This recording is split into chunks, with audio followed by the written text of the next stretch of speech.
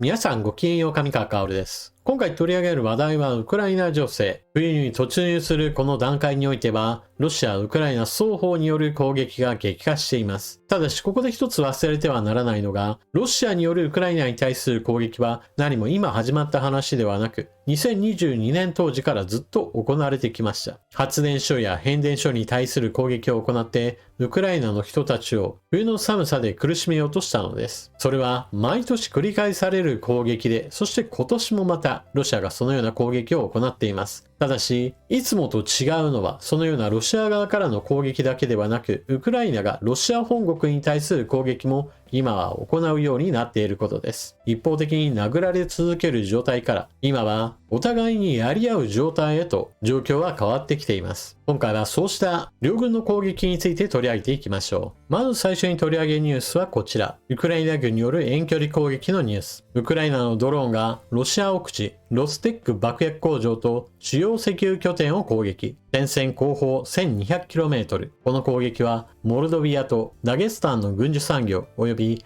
エネルギーインフラを標的としたロシア領土に対するウクライナによる最も深刻な無人機攻撃の一つとなる。攻撃目標となった場所が赤枠で囲われています。ロシア当局によると、ウクライナの無人機が夜間にロシアの奥地を攻撃、モルドビアの爆発物工場とダゲスタンの石油施設を襲ったと発表しました。現地の知事によると、大規模なドローン攻撃を受けたと述べた。知事は、同州内の工業プラントの一つが被害を受けたと発言したが、どのプラントかは明らかにしなかった。ロシアの独立系メディアアストラは、サランスク市にあるサランスク機械工場が攻撃を受けたと報じた。この工場は国営防衛コングロマリットロステック傘下で火薬、ロケット燃料などを生産している。モルドビア共和国はウクライナ国境から約 700km 離れているため、今回の攻撃はロシア領土へのドローン攻撃としては最も深い地点での攻撃の一つとなる。モルドビアに対するウクライナドローンによる攻撃は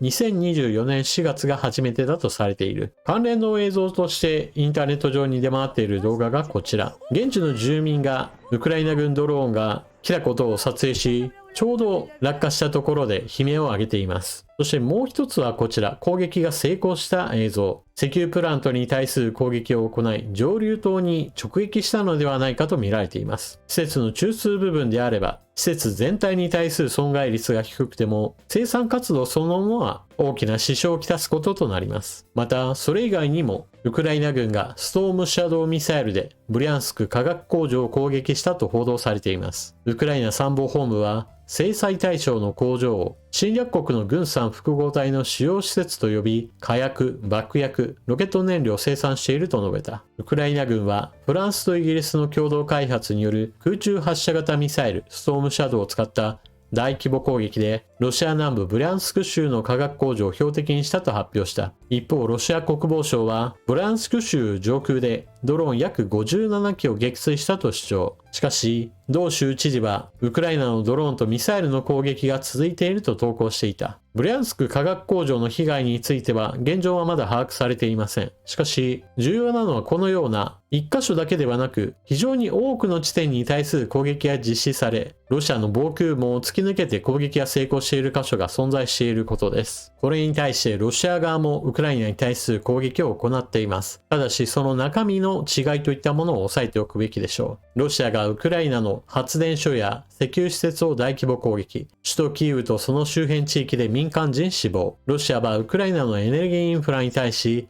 一夜にして大規模な攻撃を開始。全国の発電所や石油施設を攻撃。キーウでは死傷者が出たと報告されている。今回のロシア軍による攻撃については、405機の無人機と28発のミサイルが使用されたと言われています。その攻撃には、いわゆる戦略目標となるような場所だけではなく、民間人に対する攻撃も織り交ぜられています。こちらの写真は、消防士たちが子供たちを抱きかかえているところです。なぜこのように子供たちを抱きかかえているかといえば、ロシアがウクライナの北東部の都市、ハルキウの保育園に対する攻撃を行ったからです。こちらの映像は現地で撮られたもので、インターネット上で公開されています。ロシアは冬が近づいてくると積極的に発電処理に対する攻撃を行い、より多くの人々の生活を困窮させようとします。それだけではなく、常に民間人に対する攻撃を織り交ぜることによって、より多くの人々を傷つけゼレンスキー政権を揺さぶるというのが一つの狙いでしょう。実際このようなロシア軍の攻撃に対して日本国内でもプーチン大統領にとってとても都合のいい反応をする人たちもいます。ウクライナが抵抗し続けるからこのような民間人の死傷者が出るのだ。本来であれば民間人攻撃を行うロシアこそ非難すべきものです。一方、政治上の動きとしては相変わらずアメリカに不穏な動きが漂っています。トランプ大統領とプーチン大統領との間で電話首脳会談が行われて以降、ウクライナに対する軍事支援としてトマホークの話は今立ち消えになっています。さらに、トランプ大統領がゼレンスキー大統領に対して非常に高圧的にロシア側の要求を受け入れるようにと怒鳴りつけたというような報道もされました。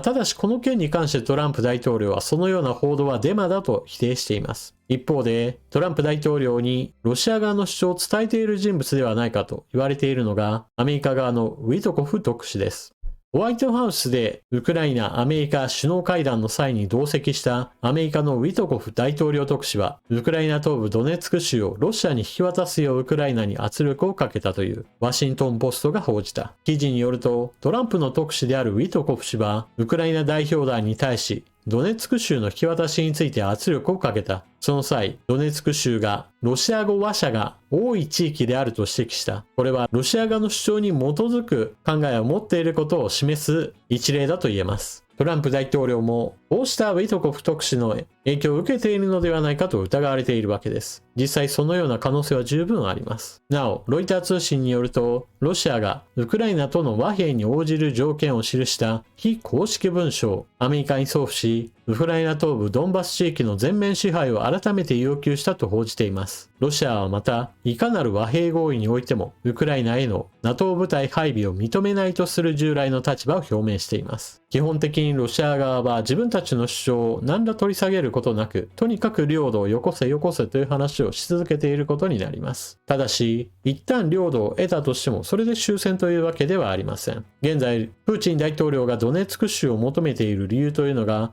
このドネツク州にウクライナ軍の要塞施設があり、外交交渉で獲得すれば、一気にこの要塞地帯をスキップできることが、この地域を引き渡すように求めている理由ではないかと考えられています。そのように、両国遠距離攻撃を行い、さらにその上では政治的な戦いも行われている中において、実際の現場における戦闘も継続中です。こちらの映像は南部ザポリージャ州におけるロシア軍の攻勢に対しウクライナ軍が迎撃を行っているところです。ロシア軍の陣容なのですが、今回の戦いではかなりの軍用車両を投入してきました。しかし迎撃するウクライナ軍もドローンだけではなく戦車を出したり後方からの砲撃を絡ませるなどしてロシア軍の攻撃を撃退することに成功しています。こちらの映像はウクライナ軍ドローンによるロシア軍車両に対する攻撃の様子。ロシア軍の戦車、装甲車両、歩兵戦闘車などが前線にやってくるのですが、それらについて一機ずつ破壊していきます。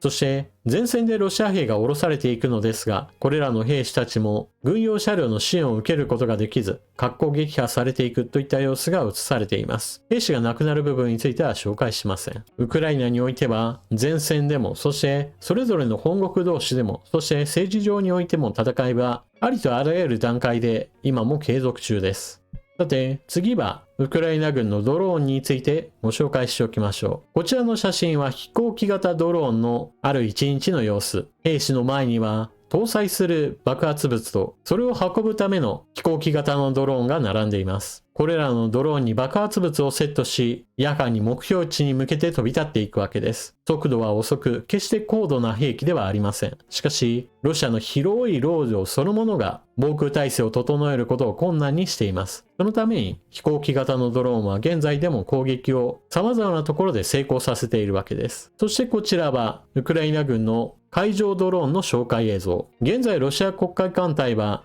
前線から引いています。ですから、以前ほどはウクライナ軍のドローンが突っ込んで艦艇を破壊するといったことは起こっていません。しかし、いつロシア側の艦隊やもしくは海上ドローンが出てきて、ウクライナ側を攻撃し始めるかわかりませんから、ウクライナ軍の海上ドローンも研究開発、そして実戦投入といったものが繰り返される中において少しずつ進化を続けています。現在は遠隔操作で警戒活動に当たっているとのことですが、このような技術の進化がいずれは AI の搭載といったことを促していくのは今から想像しておくべきでしょう。そしてこちらの映像は南部戦線におけるロシア軍の飛行場の様子です。ウクライナ軍の偵察監視ドローンが撮影している中において、ウクライナ軍ドローンが次々と飛行機に対して攻撃を行っていきます。この飛行機は一体何に用いられているかといえば、それはウクライナ軍が飛行機型のドローンを飛ばしてくるので、そのドローンを迎撃するための飛行機です。現在の飛行機型ドローンは目的地に向かってルートに合わせて飛んでいくだけであり、近づいてくるものに対する自動迎撃機能といったものはありません。そのために旧式の飛行機であろうとも迎撃するためには役立つものとして前線に配備されているわけです。ただし、あまりにも前線すぎるといったこともあり、今回はウクライナ軍の標的となりました。ウクライナ側も同様にしてこうした飛行機でロシア側の突撃ドローンを迎撃することもあるので、常にこの辺りは相手の隙を見つければ欠かさず攻撃を行うといったことが繰り返し行われています。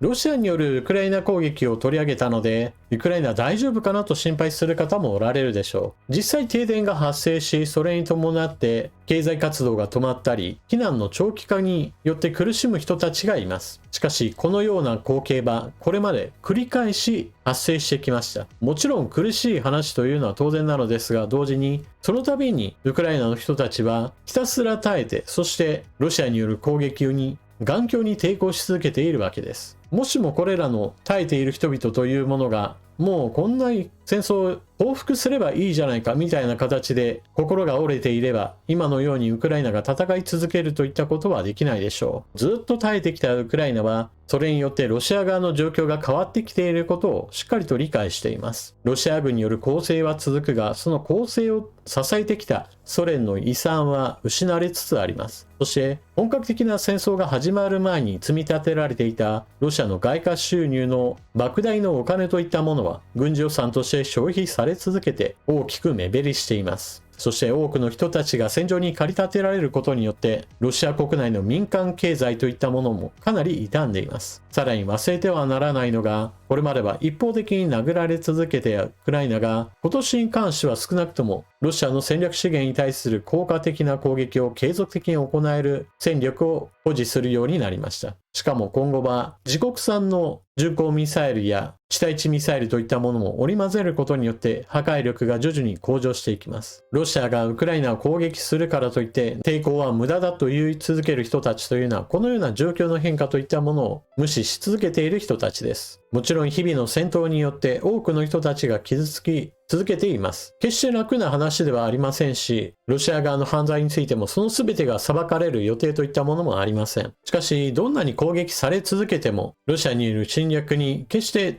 屈してこなかったウクライナの行為といったものは、侵略者に決してメリットを与えないという意味で、今後のためにも非常に重要なのです。というわけで今回の動画はここまで、最後までご視聴いただきありがとうございました。チャンネル登録していない方はぜひともこの機会にチャンネル登録よろしくお願いします。そして動画を見終わったら評価ボタンのクリックとあなたの感想コメントをよろしくお願いします。それでは次の動画でまたお目にかかりましょう。またね。